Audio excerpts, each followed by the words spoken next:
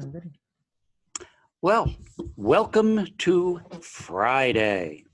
Hard to believe it's here already.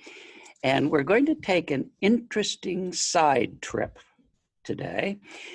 I always like those how-to manuals and learn something new.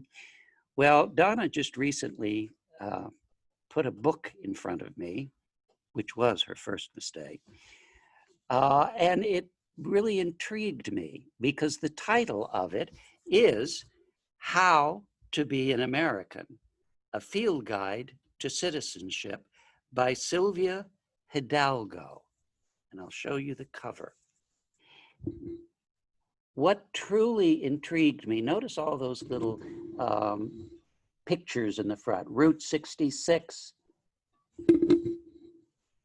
up there. Guess you have to be my age to really remember what Route 66 was about.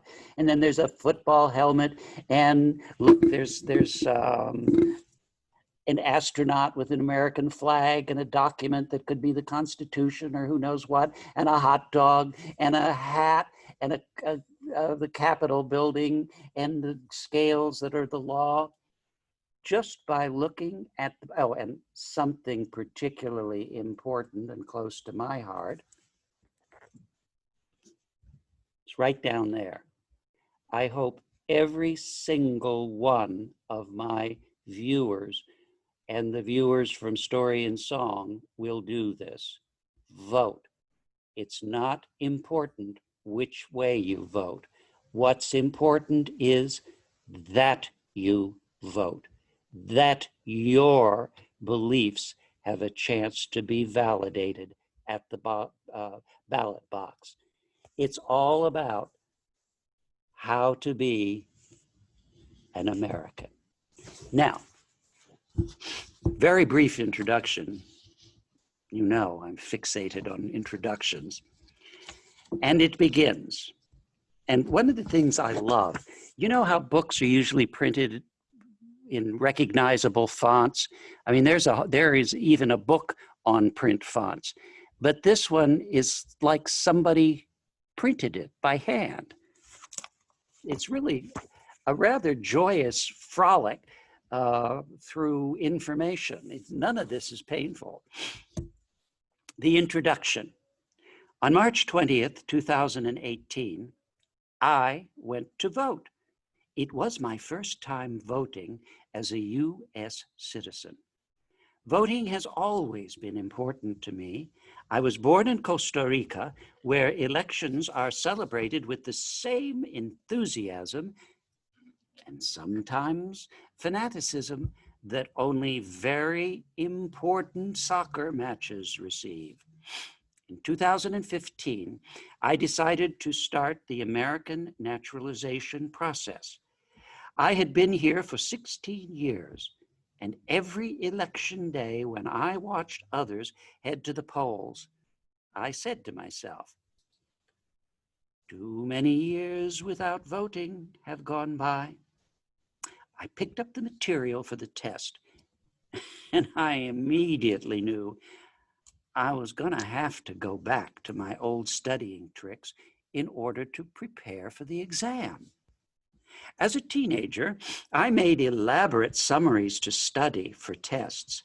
These were pages filled with information, mixed with doodles, arrows pointing at jokes, infographics with expressive type, all useful pieces to help my brain visually learn and remember the information. Soon after I started working on my citizenship summary, I realized it was something I could share with other people preparing for the same process. Through the wonderful magic of people connecting with people, I got the chance to share my 40-page booklet with Abrams, publishing company. The day I became a citizen, I came back home, received a phone call giving me the wonderful news that my booklet was going to be a real book. It could be bigger and it could be for everyone. So, who was this book for? This book was for you, future citizen.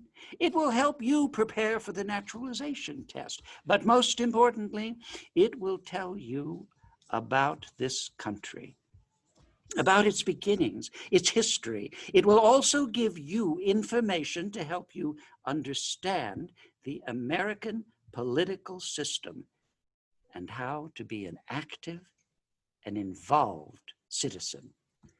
This book is also for you, old citizen. I think that's me. It's an entertaining refresher course on many things you learned when you were a kid and probably forgot. It talks about this country's ideals and the people who have fought to defend them. It talks about the importance of protecting and celebrating our democracy and the power American citizens have had in shaping the history of these United States. And you go immediately to a section that has more of the cover type pictures, but this time in a pretty color.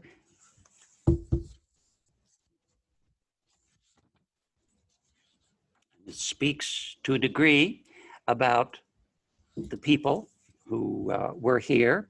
And by the way, 13 original colonies, can you name them? I had to think a little bit. Pennsylvania, North Carolina, South Carolina, New Hampshire, Massachusetts Bay, Rhode Island, Maryland, Virginia, Georgia, New York, Connecticut, New Jersey, Delaware.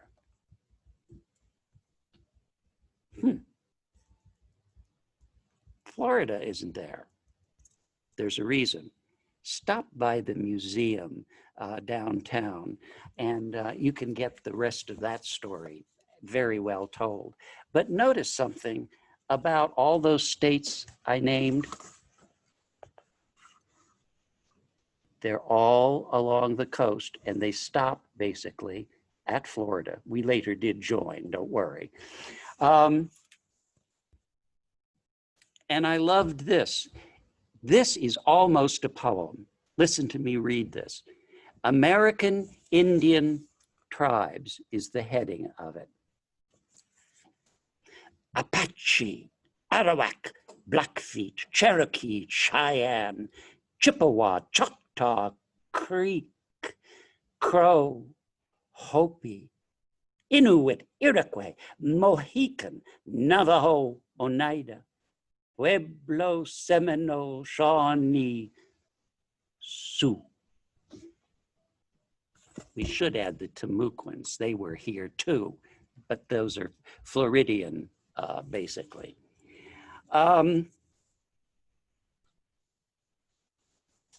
Flip through. Interesting.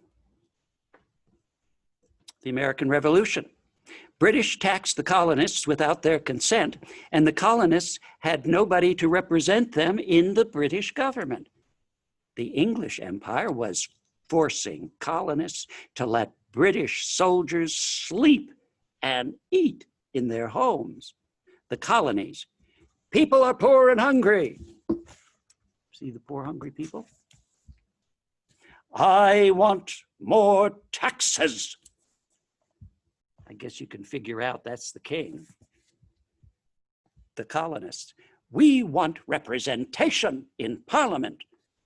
The English Empire. What? I can't hear you. The colonies. Bang, boom. I think we're discussing a fight. The British Army fought for the empire.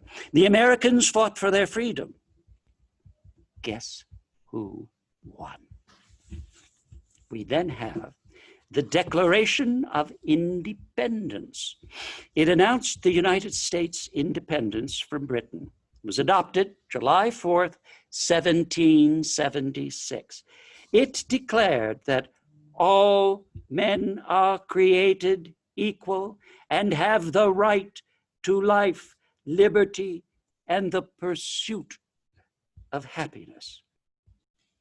If you haven't read that document, Recently, I just did, this past July 4th. It's an eye-opener. It was written by Thomas Jefferson. Now, we come to something different, supportive, the Constitution.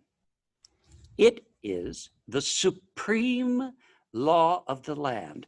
It sets up and defines the government and protects the basic rights of Americans. James Madison, John Jay, Alexander Hamilton wrote a series of essays and articles to persuade people to ratify the Constitution. The Federalist Papers detailed how the new government would work. They supported the passage of the Constitution. Of course, there's George Washington, who is called the father of our country. He was the first president of the United States from 1789 to 1797. The Constitution starts, so you can remember that it's different. We, the people. Now, 1791, the Bill of Rights became part of the Constitution. It is made up of the first 10 amendments to the Constitution. Remember, we just discussed the Constitution. It's important to see how all of these pieces of the puzzle fit together. It limits the power, it being the Bill of Rights, of the federal government and protects the rights of the citizens. Now, it was written by James Madison. An amendment basically is a change or addition to the Constitution, and there are 27 amendments in the Constitution.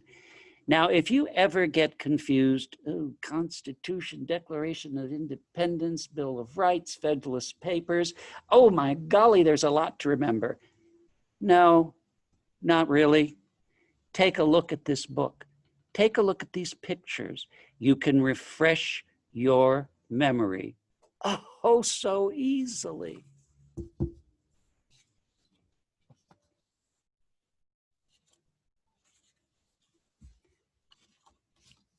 Now, think back to Wednesday.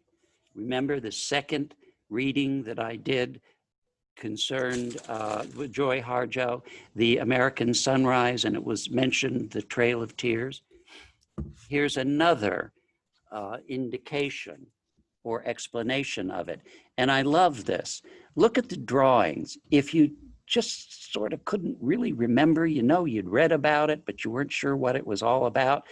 Look at the pictures there. You've got people on horseback, on muleback, walking, all sorts of transportation, but you see them in a line moving from one side of the page to another.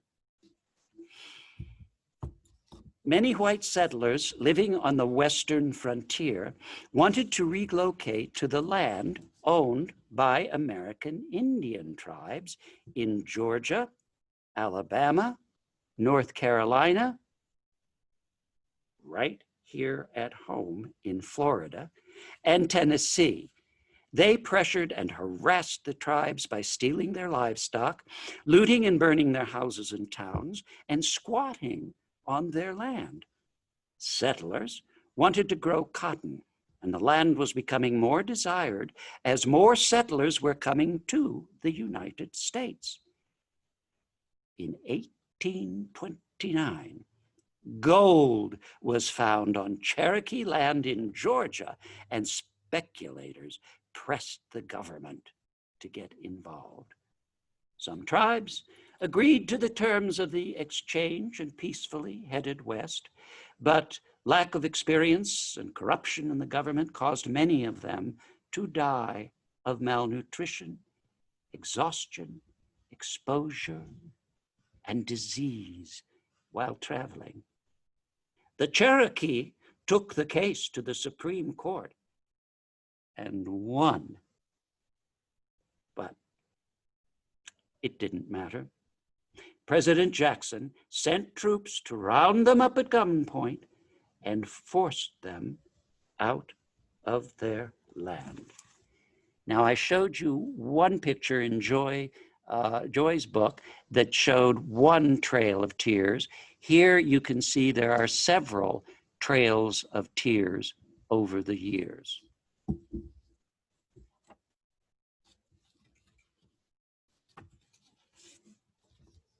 Oh, I love this. The women of the Civil War. There is so much to learn. Susan B. Anthony, Elizabeth Cady Stanton were social reformers, abolitionists, and women's rights activists. During the war, they worked on behalf of the Union and collected 1 million signatures on petitions supporting the 13th Amendment. Elizabeth Van Lew had a network of spies, mostly women, some of them even working inside the Confederate White House. Frances Clayton disguised herself as a man and fought for the Union next to her husband. Pauline Cushman was an actress and a spy for the Union. Passing as a sympathizer to the Confederacy, she was able to gain access to high-level conversations and documents. She was caught and sentenced to death, but was saved by Union troops. Now, right opposite that page, and look, you can have a good refresher course of these people who were involved, is something about Abraham Lincoln, who was our president during the Civil War. And some of the many things for which he was known, not the least of which was in January 1863, Lincoln fulfilled his promise by freeing all slaves with the Emancipation Proclamation. And remember, I just mentioned something about the petitions that Susan B. Anthony and Elizabeth Stanton had. In January 1865, Congress passed the 13th Amendment, abolishing slavery and involuntary servitude. So you can see how this book connects various things that happened to give us a more fulsome picture of what is this thing we call America. The Civil Rights Movement, mass protest movement opposing racial segregation and discrimination against African Americans. 1954, Brown versus the Board of Education. Schools in many southern states refused to enroll Black students. This landmark Supreme Court case declared segregation in public schools to be unconstitutional. It goes through many other instances, including the Freedom Riders from 1961, and it helps you put these things in kind of a dateline perspective. Black and white Americans protested by riding trains and buses together throughout the Deep South. Many buses were set on fire and protesters were beaten and arrested. As a result, regulations were issued prohibiting segregation on buses and trains nationwide. And of course, most of you have heard of the 1963 March on Washington for Jobs and Freedom. Let me remind you of something. That's where Martin Luther King gave his "I have a dream" speech, for which he called for an end to racism. Some 10 years later, Roe versus Wade, a landmark Supreme Court decision that established a woman's legal right to an abortion, Court ruled that a woman's right to choose an abortion was protected by the privacy rights guaranteed by the 14th Amendment to the US Constitution. Can you begin to see how this web of rights is woven into the documents that define our country? Oh, I love this. I'm what's called an Army brat. Now, what that means is nothing about my behavior. It just means that my father was in the Army, and I grew up as a child in the Army. My mother was in the Red Cross, and both of them served in the Pacific Theater during World War II. Well, obviously, I've always been interested in things military. And it gets confusing. There are several branches of it, but look what Silvia has done, Silvia Hidalgo. She's given us the military seals of these major arms of the military, and even included the mottos. I love this. The United States Army, this will defend. The United States Navy, semper fortis, always courageous. United States Coast Guard, semper paratus, always ready. The United States Air Force, aim high, fly, fight, win. And the United States Marine Corps, semper fidelis, always faithful. With these guys to protect us within and without, can we be anything but safe and secure? We will pray they keep to their mottos. They are spectacular.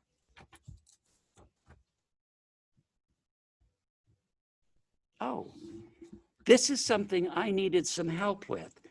I thought I was so smart. Well, apparently I'm getting dumber and dumber the older I get because I confuse a few things. Now, the wars from 1955 to the present, 55 to 75 was the war of my generation, the Vietnam War. Like Korea after World War II, Vietnam had been split into two parts, one communist, backed by the Soviets, and one democratic, backed by South Korea, Australia, the United States, and others. North Vietnam sought to unify the nation. In 1965, the United States officially engaged in a ground war in an attempt to prevent what it perceived was a communist takeover of South Vietnam.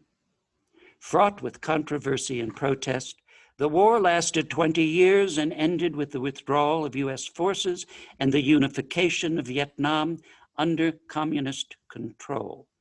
More than 3 million people, including 58,000 Americans, were killed in that conflict. From 1990 to 1991, the Persian Gulf War. This is where I got confused. Iraq invaded neighboring Kuwait, claiming it was stealing Iraq's oil. Saudi Arabia, Egypt, and other Arab powers called on the United States and other Western nations, known as the International Coalition, to intervene. The Persian Gulf War began with a massive US-led air offensive known as Operation Desert Storm. After 42 days of attacks, President George H.W. Bush declared a ceasefire. By that time, most Iraqi forces in Kuwait had either surrendered or fled. Initially, the Persian Gulf War was considered a success for the international coalition. But ongoing conflict in the region led to another war, the Iraq War. 2001 through to the present, war in Afghanistan. On September 11th, 2001, members of the Islamic extremist group Al-Qaeda carried out suicide attacks against the United States by flying 2 fully loaded passenger planes into the World Trade Center's Twin Towers in New York and the Pentagon in Washington, D.C.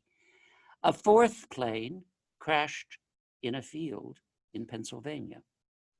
The United States requested the extradition of Al-Qaeda's leader, Osama bin Laden, but the request was refused by the Taliban, Afghanistan's extremist ruling organization. The United States began fighting in Afghanistan in order to dismantle Al-Qaeda and to remove the Taliban from power. The Taliban were quickly driven out of the capital city, Kabul. In 2011, Osama bin Laden was killed by US soldiers during an operation ordered by President Barack Obama. The war continues today, and it is the longest boots on the ground war in the history of the United States.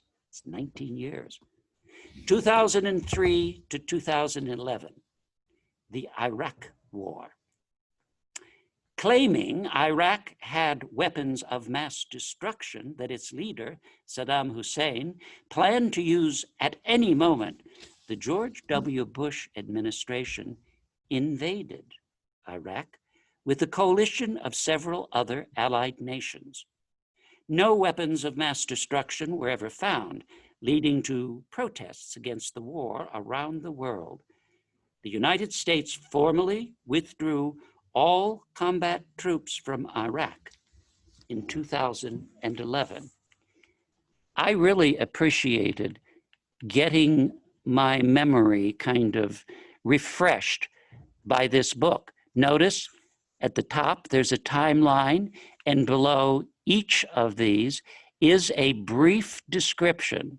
You know, obviously it's not complete, but it just leads you, gives you a skeleton that you can hang the rest of the information that you discover on.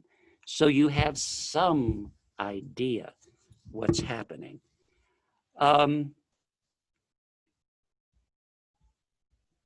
Very briefly, amendments to the Bill of Rights. I love what she's done. You know, she said she drew little pictures to help her remember. You saw that little guy sitting there. He's got a menorah, he's got a Buddha, he's got a virgin picture, he's got the star from a mosque, he's got all this stuff around him. First Amendment, freedom of religion. She gives you these hints all the way around. And literally, all of these, freedom of assembly, you have protesters there. Right to present requests to the government without punishment or reprisal. Each of these has a different picture. Third Amendment, no requirement to house soldiers. Remember all the way back when, in the Revolutionary era, pre-Revolutionary era, the British could come in and say, hey, move out. I'm sleeping in your bed, I'm eating your food, you just take care of yourself. You casa, me casa kind of a thing. Here, we're protected.